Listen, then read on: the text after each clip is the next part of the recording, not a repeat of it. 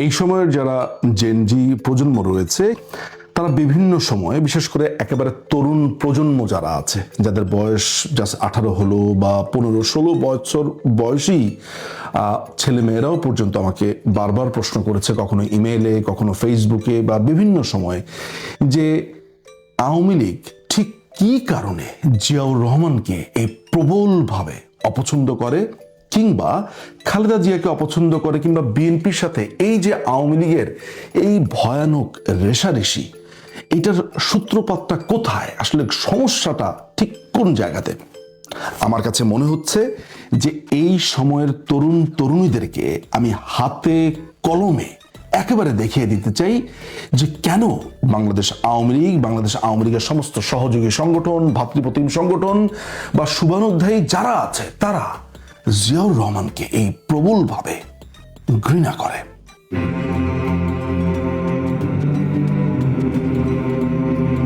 এই ঘটনাটি বলতে গিয়ে আমি এক কথাতে বলতে পারি যে জাতির জনক বঙ্গবন্ধু শেখ মুজিবুর রহমানের হত্যাকাণ্ডে জিয়াউর রহমানের সরাসরি সংযোগ আছে, এবং সেই সংযোগের কথা অতীতে বহুবার নানানভাবে বলা হয়েছে। কিন্তু 5ই অগাস্টের পরে সবচাইতে বড় বোমাটি যিনি ফাটালেন তিনি হচ্ছে বঙ্গবন্ধুর অন্যতম আত্মস্বীকৃতি খুনি মেজর ডালিম।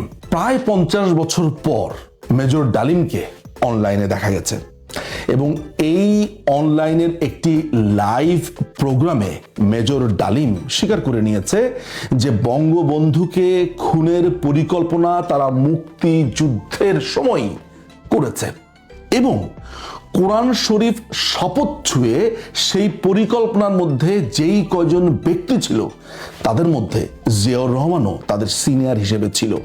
অর্থাৎ মুক্তিযুদ্ধ যখন চলছিল, বঙ্গবন্ধু যখন পাকিস্তানের কারাগারে বন্দী, ঠিক সেই সময় বঙ্গবন্ধুকে হত্যার পরিকল্পনা করা হয়, উৎখাতের পরিকল্পনা করা হয়, এবং সেই পরিকল্পনাতে জিয়াউর রহমান ছিল মধ্যমণি। এই যে আমি বক্তব্যটা বললাম, আমার বক্তব্য আপনি কেন বিশ্বাস করবেন? চলুন এই খুনির নিজের মুখের বক্তব্যটা আমরা এখন শুনে আসব। জিয়া রহমান আমাদেরই একজন ছিলেন। আচ্ছা, তুমি ফ্র্যাঙ্ক হইছি স্যার, আরেকটা জিনিস পরিষ্কার হয়েছে স্যার, আপনি কি একটা বলছিলেন যে কোরআন শপথ করা হয়েছিল, মানে কি কি হয়েছে?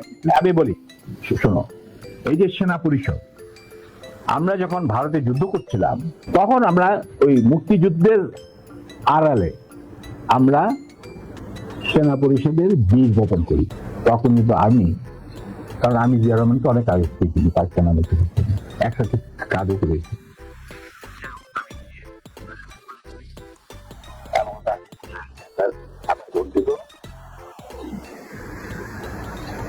আমরা আপনাকে সহজে হারাবো না।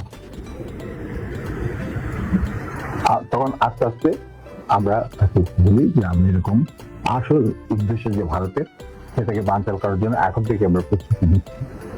আপনি কি আমাদের সাথে থাকবেন কি থাকবেন না, সেটা আমাদের তরফ থেকে প্রশ্ন হয়েছে জানার জন্য। কারণ আমি আপনার সাথে সবচেয়ে ক্লোজ ছিলাম পাকিস্তান আর্মিতে, সবাই জানি। আচ্ছা, উনি বলেন কি তোমাদের কর্মসূচি? আমাদের কর্মসূচি দিলাম, এটা 25 বছরের একটা কর্মসূচি।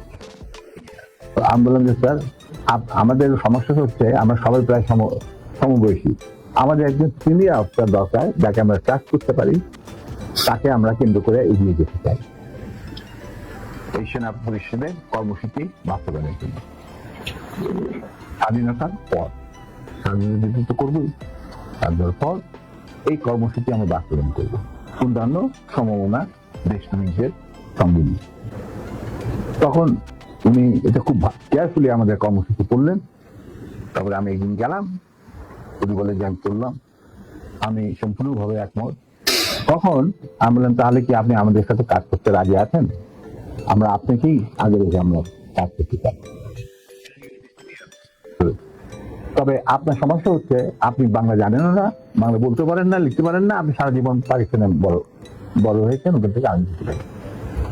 প্রবলেম, আমরা রয়েছি, আপনার গ্রাউন্ড ওয়ার্ক করো। আপনি যদি রাজি থাকেন তাহলে আমরা একসাথে কাজ করতে রেখে আমরা কাজ করতে পারবো, এগিয়ে যাবো, সেনা পরিষদ এগিয়ে যাবো। তখন আমি বললাম যে আমি রাজি। তখন বলেন যাক স্যার, আমাদের সাংগঠনিক বিধান অনুযায়ী আপনাকে একটা কোরআন শরীফ করতে হবে, যে কোরআন ধরে আপনি বলবেন যে আমি এই কর্মসূচি ভিত্তিক কর্মকাণ্ড, সেটা পরিষদের কর্মকাণ্ড পরিচালনা করার জন্য শীর্ষ নেতা হিসেবে যোগ দিতে রাজি আছে। উনি উজু করে আসলেন, ওর হাতের উপরে হাত রাখলেন, তারপরে শপথ নিয়ে দিলেন। তবে একটা শর্ত থাকতো আমার তরফ, যে যতদিন পর্যন্ত রাষ্ট্রীয় ক্ষমতায় আমরা না যেতে পারবো, ততদিন পর্যন্ত সেনা পরিষদের সাথে আমার যে কোনো সম্পর্ক আছে সেটা প্রকাশিত করা যাবে না। আমরা আমরা সবাই পরামর্শের মাধ্যমে বললো শুধু তুমি আর নূর এই দুজনের পারমিশন থাকবে আমার সাথে যে কোনো সময় যে কোনো অবস্থায়। আপনাদের ওই 25 বছরের পরিকল্পনাতেই কি শেখ মুজিবকে ক্ষমতাচ্যুত করার পরিকল্পনা ছিল? অবশ্যই। এই প্রশ্নটা তো আমার মনে হয় তোমার করাই উচিত ছিল। দর্শক, আপনারা মেজর ডালিমের বক্তব্যটা শোনার পর আমি নিশ্চিত আপনাদের অনেক প্রশ্নের জট খুলে গেছে, অনেক চিন্তার জট খুলে গেছে, এবং আপনারা এইটাই ভাবছেন যে মুক্তিযুদ্ধের সময় বঙ্গবন্ধু পাকিস্তানের কারাগারে বন্দী ছিল, সেইখানে কেন ওই মুক্তিযুদ্ধের সময়ই জিয়াউর রহমান কিংবা ডালিমরা এই পরিকল্পনা করছে যে মুক্তিযুদ্ধের পর বঙ্গবন্ধুকে হত্যা করা হবে, উৎখাত করা হবে। এখন আপনারা আমাকে এই জবাবটা দেন যে যেই লোকটি নিজেকে মুক্তিযোদ্ধা বলে, যেই লোকটি বলে যে তিনি বঙ্গবন্ধুর পক্ষে স্বাধীনতার ঘোষণা দিয়েছেন, সেই লোকটি যখন মুক্তিযুদ্ধের সময় বঙ্গবন্ধুকে হত্যার পরিকল্পনা করেন, আপনি বলেন তো যে আওয়ামী লীগ বা আওয়ামী লীগকে ভালোবাসে, মুক্তিযুদ্ধকে ভালোবাসে এমন কোন সুস্থ মানুষ জিয়াকে ঘৃণা না করে থাকতে পারে? এই প্রশ্নের জবাবটা আপনারা দেবেন, আমি দেব না। এরপরে চলে আসি বঙ্গবন্ধুর অন্যতম আরেকজন খুনি কর্নেল আব্দুর রশিদের কাছে। কর্নেল আব্দুর রশিদ জিল্লুর রহমান, যিনি আপনি জানেন যে চ্যানেল আই এর তৃতীয় মাত্রার যে একটি অনুষ্ঠান পরিচালনা করেন, এই অনুষ্ঠানের ব্যাপারে সবাই নিশ্চয়ই জানেন। এই তৃতীয় মাত্রার জিল্লুর রহমানের কাছে মেজর খন্দকার আব্দুর রশিদ একটা দীর্ঘ ইন্টারভিউ দেন, এবং এই ইন্টারভিউর মধ্যে আব্দুর রশিদ পরিষ্কার করে বর্ণনা করেন যে কিভাবে জিয়াউর রহমান এই হত্যাকাণ্ডের সাথে সম্পৃক্ত ছিলেন, কিভাবে পরিকল্পনা করেছেন, এবং তাদের যে এই পরিকল্পনা পুরোটাই আবার তৈরির সাথে রেডি ছিল হচ্ছে কর্নেল তাহের। আমার এই কথাটা আপনার যদি বিশ্বাস না হয়, চলুন আমরা আব্দুর রশিদের ওই অংশটুকু শুনে আসি। তখন কয়েকদিন পরেই, প্রায় 1 সপ্তাহ হবে, একদিন জিয়াউর রহমান ডেকে পাঠিয়েছেন ওনার সঙ্গে দেখা করার জন্য। আপনি এবং ফারুক রহমান? না, কর্নেল ফারুক ছিল না। আপনারা একসঙ্গে দেখা করেছিলেন জিয়াউর রহমানের সঙ্গে মার্চের কোনো সময়? না, 75 না, একসাথে দেখা হয়নি। তো কোন সময়টাতে? এটা এপ্রিলে আমি two field regiment take over করার পরে, যখন আমার পোস্টিং আবার টু ফিল্ডে হলো, যখন আমি টু ফিল্ড নিলাম, তখন এরপরে পরে আমি টেক ওভার করার পরে উনি আমাকে ডাকলেন। তো ডাকার পরে আমি বিকালে ওনার বাসায় গেছিলাম। তো বাসায় যাওয়ার পরে উনি একটা জেনারেল ব্রিফিং দিলেন যে সেখানে আর কে কে ছিলেন? সেখানে আমি আর প্রথম মিটিংয়ে আমি আর জিয়াউর রহমানে ছিলাম। তো একটা কিছু করা একান্তই প্রয়োজন, তা না হলে বাংলাদেশে আর্মির অস্তিত্ব থাকবে না। হয়তো একটা পর্যায়ে এসে আর্মিকে জেআরবিতে যোগদান করতে হবে, কারণ আমাদের টিও ইন্ডিয়া এখনো অ্যাপ্রুভ করা হয় নাই, এবং আর রক্ষী বাহিনীটা এক্সপ্যান্ড করে যাচ্ছে, এবং ওদের এক্সপ্যানশনের মধ্যে it is in the planning there is an large number of units. তো উনি মনে করেন যে ওইটা আর একটু, তখন বোধহয় উনি বললেন যে অলরেডি অ্যাবাউট 15,000 রক্ষী বাহিনী হয়েছে, এবং এটা অতি শীঘ্রই অ্যাবাউট 25,000-এর মতো করা হচ্ছে, এবং তারপরেই হয়তো আর্মিকে জিআরবিতেই হতে পারে, জয়েন করার হতে পারে। তো সব কথার মধ্যে এটাই ছিল একটা স্ট্রং পয়েন্ট ওনার তরফ থেকে। তো লাস্ট টাইম অনেকক্ষণ শোনার পরে, মানে আমারও অভ্যাস, আমার বেশি কথা বলার অভ্যাস নাই, আমি শুনি বেশি, বলি কম। তো ওনার কথা শোনা বলার পরে তখন আমি বললাম যে স্যার, একটা জিনিস আমি খুবই পরিষ্কারভাবে জানতে চাইবো যে পরবর্তীতে কি হওয়া উচিত, সেটা আমার প্রথমে পরিষ্কার হতে হবে। মানে ক্ষমতার পরিবর্তন করলেন, হ্যাঁ। ইনিশিয়াল লেভেলে যে কথাবার্তা কর্নেল ফারুকের সঙ্গে হলো বা জিয়ার সঙ্গে হলো, তাতে মানে ওনারা কি চাইছিলেন? যে ওনারা পরিবর্তন চেয়েছিলেন, সরকারের, হ্যাঁ, সরকারি পরিবর্তন, অভ্যুত্থান করে পরিবর্তন করে, হ্যাঁ, এটা মিলিটারি চেঞ্জের মাধ্যমে এটা পরিবর্তন।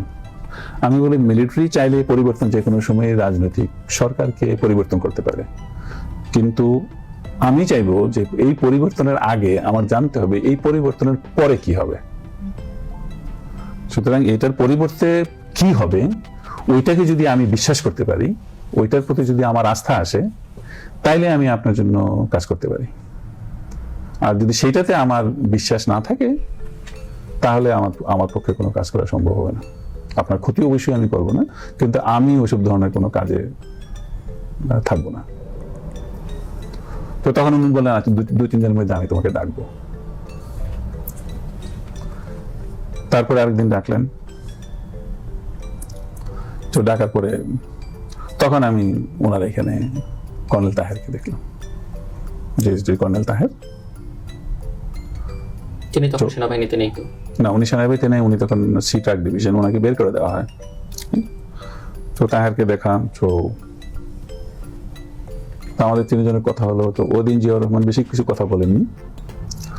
তো উনি বললেন যে পরবর্তীতে কি হবে সেটার পুরোপুরি যা কিছুই চিন্তার মধ্যে আছে সেটা তাহের তোমাকে ব্রিফ করবে, তুমি তাহের থেকে শুনে নেবা, কারণ এখানে অত বেশি কথা বলার দরকার নেই, এটা সময়ের প্রয়োজন। সুতরাং ওটা একটা ডিটেইল ডিসকাশনের মতো। সুতরাং সেখানে এটা ভালো জিয়াউর রহমানের বাসায়, যেরকম রোডের বাসায়, রোডের বাসায়, যে তাহেরের সাথে করবো, তাহের তোমাকে পুরোপুরি একটা আইডিয়া দিবে। তবে ফারুক আমাকে যেটা বলেছে সেটা মৌনসম্মতির কথা তখন বলেনি, ওইটা উনি রাজি আছেন, কিন্তু আমাদের কি করতে হবে। কিন্তু পরবর্তীতে যখন আমার পোস্টিং ক্যান্সেল করে দিল, that gave me N indication that তখন আমি এনশিওর করছি যে, তখন আমি ডাইরেক্টলি এনশিওর করেছি তাহলে আমাকে যতক্ষণ পর্যন্ত জিয়া না বলবে ততক্ষণ পর্যন্ত আমার করার কিছু নাই। পোস্টিং করার পরেও আমি পোস্টিং করতে ভালো কথা, আমি তো পোস্টিং যে কোনো জায়গায় আমি চাকরি করতেছি। কর্নেল তাহেরের সঙ্গে আপনি পরে কথা কি হলো, মানে তিনি আপনাকে কি বললেন, কোথায় বললেন? জিয়ার বাসায় মিটিং এর পর, মিটিং পরে তাহের আমাকে দাওয়াত দিল ওর নারায়ণগঞ্জে ওর বাসায় আসার জন্য, এবং সেখানে ও সি ট্রাক ড্রাইভিং এ নিয়ে যাবে। বলে যে ওখানেই ভালো, আমরা কথা বলবো, তো আসো। এটা কোন মাসে? এটা হবে মে মাসে। তো সেইখানে colonel Taher had whatever his agenda was right or wrong, but he was clear, at least he was clear what is after. তো সেখানে উনি বলল যে, তখন ওই জিএসডি এর কথা বললো, জিএসডি এভাবে জিএসডি একমাত্র সংগঠন যেটা মুজিবের এগেনস্টে স্ট্রিট প্রটেস্ট করতে গিয়ে এরকম বেশ কয়েকজন লোক মারা গেছে, এটা করেছে। তো এগুলি বলে জিএসবিএম মোটামুটি ভালো ইসেতে আছে। আর আওয়ামী লীগের আর্ম ক্যাডার ছাড়া মুক্তিযুদ্ধের যত বাকি আর্ম ক্যাডার ছিল এগুলো সব এখন জিএসডির সাথে। তো তখন আমি বললাম যে হ্যাঁ ভালো কথা, আর্ম ক্যাডার নিয়ে এখন কি করবেন, কি আমাদের আবার লিবারেশন ওয়ার ফাইট করতে হবে নাকি? তো বলছে না, লিবারেশন ওয়ার না, কিন্তু ওরা কোথায় যাবে, সুতরাং ওদেরকে অর্গানাইজ করে রাখা ভালো, কারণ আওয়ামী লীগের থেকে আমরা কোনোদিনও ভালো কিছু আশা করতে পারিনি। তো আমরা চাচ্ছি যে একটা, যেহেতু সে দেশ স্বাধীন করা হয়েছে, সুতরাং আমাদের এই দেশটাকে উন্নতি করতে গেলে আমাদের কিছু করা উচিত। ঠিক আছে, বলেন কি করা উচিত। তখনই উনি বললেন যে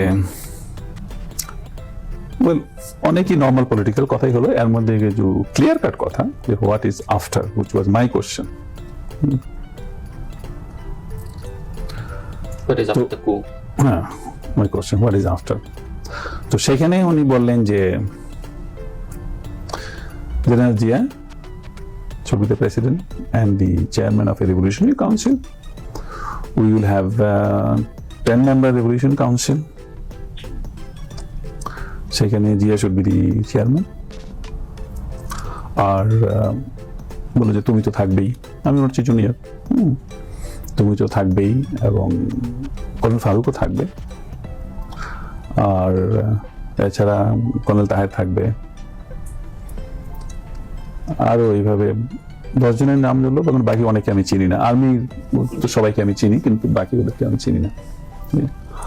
তো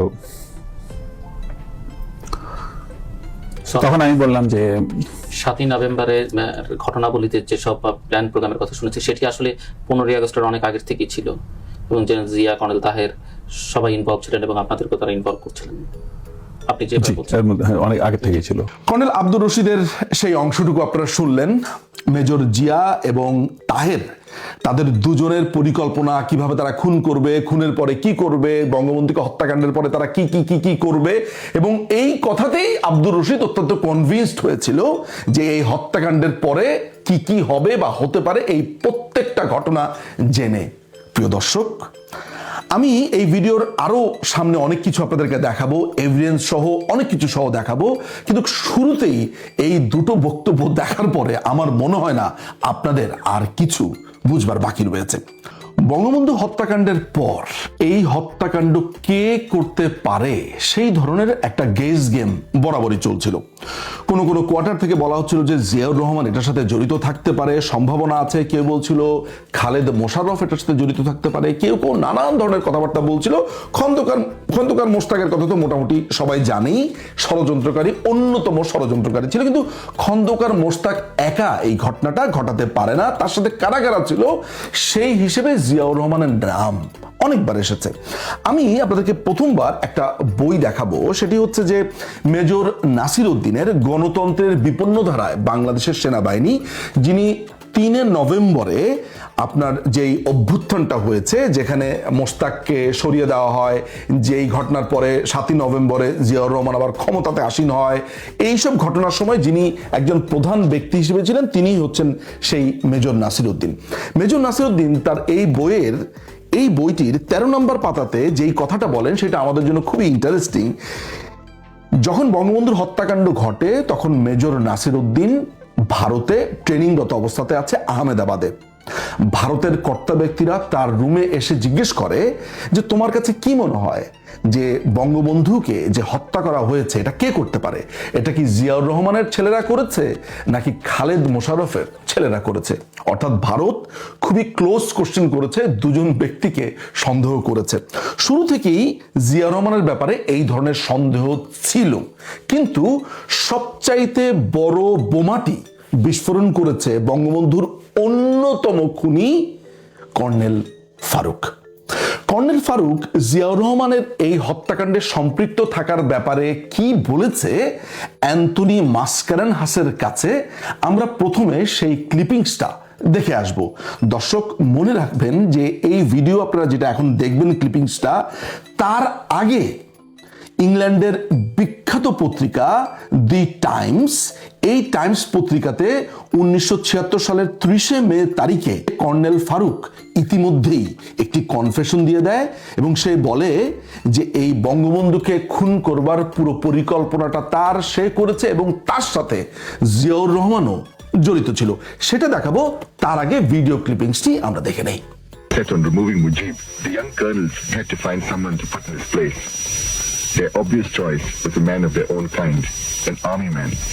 So they approached Major General Zia. The first obvious choice was General Zia, because at least he was not tarnished. So after a lot of arrangements, I managed to see him on 20th of March 1975 in the evening. General Zia said, "I am a senior officer, I cannot be involved in such things. If you junior officers want to do it, go ahead." Then we walked in the lawn and I told him, sir, that we are professional soldiers. We serve the country. We do not serve any individual. We have to change it. we, the junior officers, have already worked it out. We want your support and your leadership. প্রিয় দর্শক, আপনারা video ক্লিপিংসটি দেখেছেন। Video ক্লিপিংসের সাথে সাথে আমরা আপনাদেরকে সেই পত্রিকাটা দেখাবো। এই পত্রিকা হচ্ছে দি সানডে টাইমস, মানে হচ্ছে দি টাইমসের সানডেতে যেটি রবিবারে যেটি বের হয় সেটির নাম হচ্ছে দি সানডে টাইমস। এই পত্রিকাটা আমি বহু কষ্টে সংগ্রহ করেছি ইংল্যান্ড থেকে। আমি এই পত্রিকার 11 নম্বর পাতাতে এখন আপনাদেরকে নিয়ে যাব। এই 11 নম্বর পাতাতেই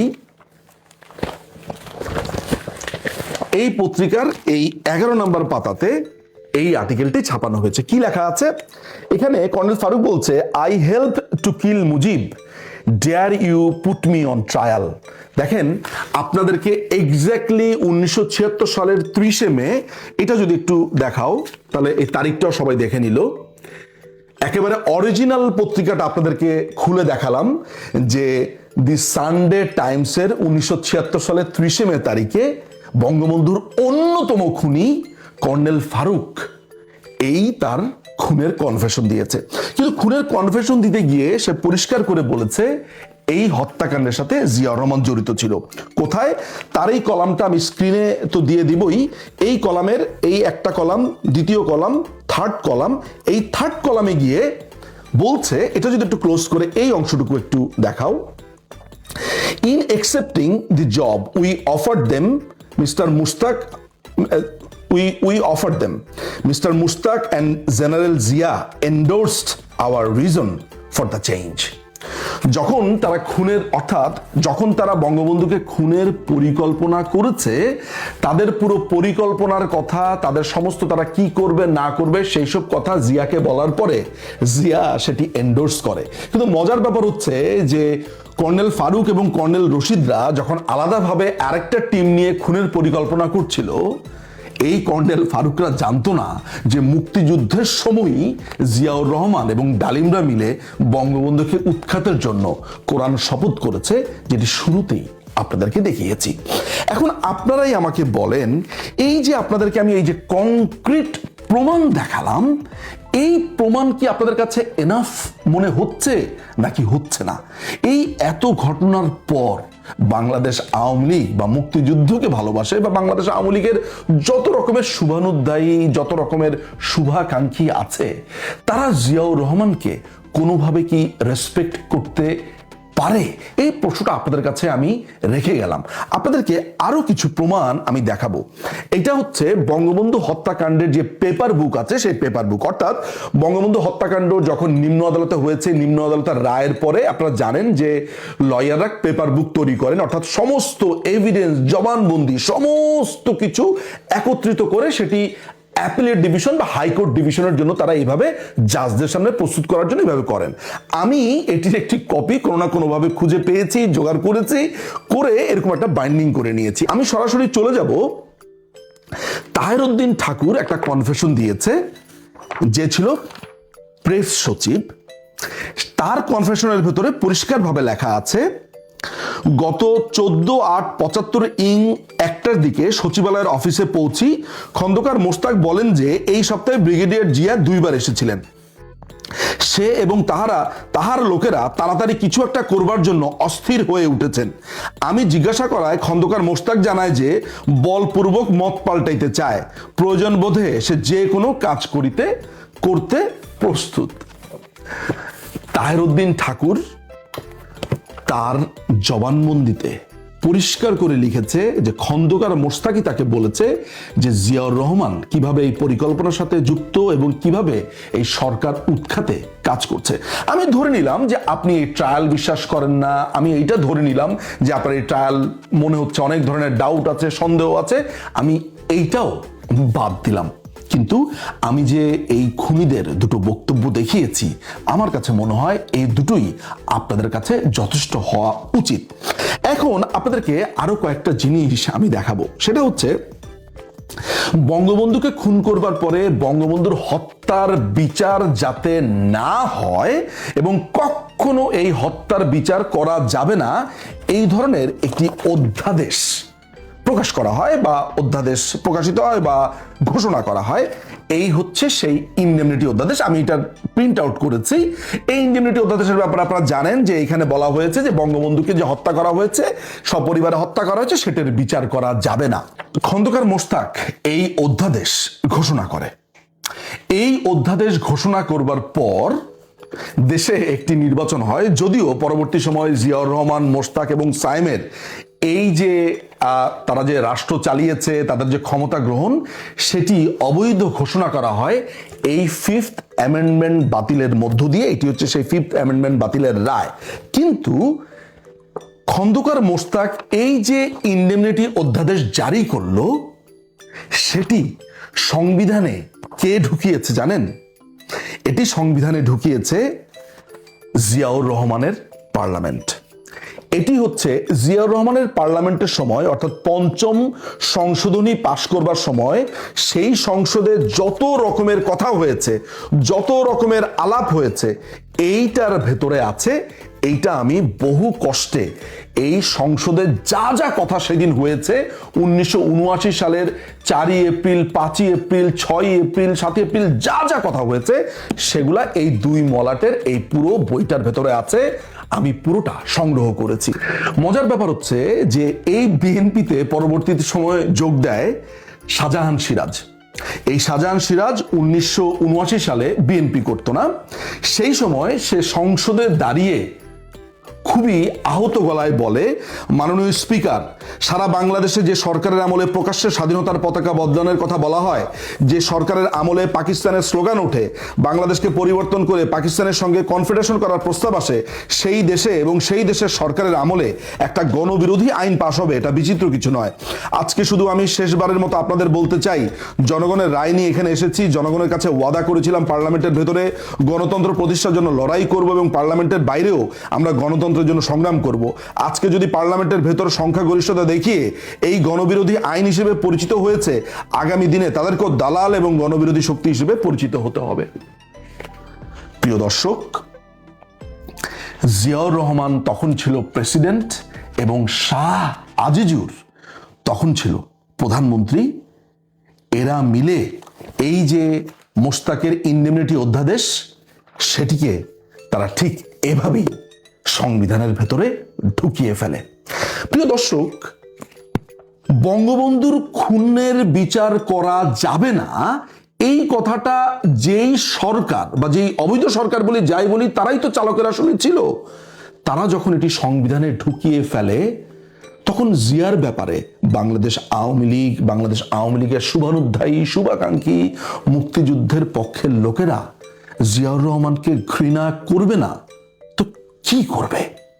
প্রিয় দর্শক, আমি আপনাদেরকে আরো কয়েকটা জিনিস দেখাতে চাই। এই কয়েকটা জিনিস দেখিয়েই আমার ভিডিওটা আজকে শেষ করব। সেটি হচ্ছে 1972 সালের 16ই ফেব্রুয়ারি দৈনিক বাংলাতে একটি রিপোর্ট প্রকাশিত হয়। আমার কাছে ওই পত্রিকাটা আছে, আমি এটা একটা প্রিন্ট আউট নিয়েছি। ওই পত্রিকাটার ঠিক এই জায়গাতে দেখুন, এই জায়গাতে বোঝা যাবে না, একটি খবর প্রকাশিত হয়, যেটাকে আমি আরেকটু বড় করে দেখার জন্য প্রিন্ট করেছি। পাক বাহিনীর সহযোগী গ্রেফতার। এই পাক বাহিনীর সহযোগীর মধ্যে দেখেন শাহ আজিজের নাম আছে, যে এখানে বলা হচ্ছে যে শাহ আজিজকে গ্রেফতার করা হয়েছে। পাকিস্তানের জাতীয় পরিষদের বিরোধী দলের সাবেক সরকারি নেতা শাহ আজিজুর রহমানকে দখলদার পাকিস্তানি বাহিনীর সঙ্গে সহযোগিতার অভিযোগে গ্রেফতার করা হয়েছে। এই খবরটা 1972 সালের 16ই ফেব্রুয়ারি দৈনিক বাংলাতে প্রকাশিত হয়েছে। দেখেন, এটা হচ্ছে 1981 সালের 1 এপ্রিলের পত্রিকার আমি প্রিন্ট আউট করেছি। এই শাহ আজিজি, যাকে রাজাকার হিসেবে গ্রেফতার করা হয়েছিল, এই শাহ আজিজকে জিয়াউর রহমান বাংলাদেশের প্রধানমন্ত্রী বানিয়েছেন। দেখুন, একটা রাজাকারকে যখন জিয়াউর রহমান প্রধানমন্ত্রী বানায়, আর সেই রাজাকার যখন এই 5ম সংশোধনীর সময় কেন বঙ্গবন্ধুর হত্যার বিচার করা যাবে না সেটার জন্য ক্রমাগতভাবে এখানে যুক্তি দিতে থাকে, আপনারা এটা পড়লে বুঝবেন যে ক্রমাগত যুক্তি দিতে থাকে। আপনারাই বলেন যে জিয়াউর রহমানকে কেন আমরা যারা আওয়ামী লীগকে পছন্দ করি, ভালোবাসি, মুক্তিযুদ্ধের পক্ষে শুভানুধ্যায়ী যারা আছি, তারা কেন ঘৃণা করব না? এবার আমি আপনাদেরকে আরেকটা ইন্টারেস্টিং জিনিস দেখাই। জিয়াউর রহমানের কথা বলছি, কিন্তু খালেদা জিয়ার প্রসঙ্গটা কেন আনলাম? খালেদা জিয়াকে কেন আমরা এত প্রবলভাবে অপছন্দ করি? এর কারণ হলো নিপুণ নামে একটি ম্যাগাজিন ছিল। এই ম্যাগাজিনটার অরিজিনাল ম্যাগাজিনটাই আমার কাছে আছে। সেই ম্যাগাজিনটাকে আমি অন্য অনেকগুলো ম্যাগাজিনের সাথে বাধাই করতে দেওয়ার কারণে এটি বর্তমানে আমার কাছে নেই, বাট এটার ফটোকপিটা আমার কাছে, যে অংশটুকু দরকার সেই অংশের ফটোকপি আমার কাছে আছে। এটা হচ্ছে নিপুণের, এটা প্রতি মাসে একবার করে বের হতো, মাসিক নিপুণ। এটা হচ্ছে মে 1984 সালের সংখ্যা, মাথায় রাখবেন, মে 1984 সাল। এই মে 1984 সালের সংখ্যায় খালেদা জিয়ার বাবা জনাব মোহাম্মদ ইস্কান্দার মজুমদার তিনি পরিষ্কার করে একটা কথা লেখেন যে খালেদা জিয়া প্রসঙ্গে তার বাবা, আমার মেয়েকে রাজনীতিকরা এক্সপ্লয়েট করেছে। দেখুন এখানে লেখা আছে, একটি বিশেষ দিনের জন্ম তার, 1945 সালের 5ই সেপ্টেম্বর, যেদিন সারা পৃথিবীর দুঃস্বপ্ন দ্বিতীয় বিশ্বযুদ্ধ শেষ হলো, সেদিন তিনি ভূমিষ্ঠ হলেন। প্রিয় দর্শক, এটা হচ্ছে, আগেই বলেছি, এটা হচ্ছে সেই ম্যাগাজিন, এবং সেই ম্যাগাজিনে মোহাম্মদ ইস্কান্দার মজুমদার বেগম খালেদা জিয়ার বাবা পরিষ্কার করে বলেছেন খালেদা জিয়ার জন্ম তারিখ 5ই সেপ্টেম্বর 1945। কিন্তু খালেদা জিয়া সারা জীবন কি করেছেন? সারা জীবন বঙ্গবন্ধুকে যেই দিন খুন করা হয়েছে 15ই আগস্ট, সেই দিন তিনি বিশাল বিশাল কেক কেটে তার জন্মদিন পালন করতেন এবং ভুয়া জন্মদিন পালন করতেন। প্রিয় দর্শক, তার বাবার এই স্টেটমেন্ট, এই সমস্ত এভিডেন্স দেখানোর পর আপনাদের মাথাতে প্রশ্ন আসবে না যে জিয়াউর রহমান যেই হত্যাকাণ্ডে পরিষ্কারভাবে জড়িত ছিল, তার স্ত্রী সেই হত্যাকাণ্ডকে সেলিব্রেট করবার জন্য মিথ্যা করে তার জন্মদিন পালন করত 15ই আগস্ট। এই সমস্ত এভিডেন্স আপনাকে দেখাবার পর এই প্রশ্ন আপনার কোর্টে আমি দিয়ে দিচ্ছি, আপনি আমাকে বলেন যে জিয়াউর রহমানকে আমরা কেন ঘৃণা করব না? তার একটি রিজন দেখান যে বঙ্গবন্ধুকে যেই লোকটি খুন করেছে এবং যার স্ত্রী এই খুনকে সেলিব্রেট করে ওই দিনে, সেই দলটিকে, সেই দলের সমর্থক, তাদেরকে কেন আমি অপছন্দ করব না বা ঘৃণা করব না, যেটাই আপনি বলেন না কেন, এই প্রশ্ন আপনার দিকে আমি ছুড়ে দিলাম।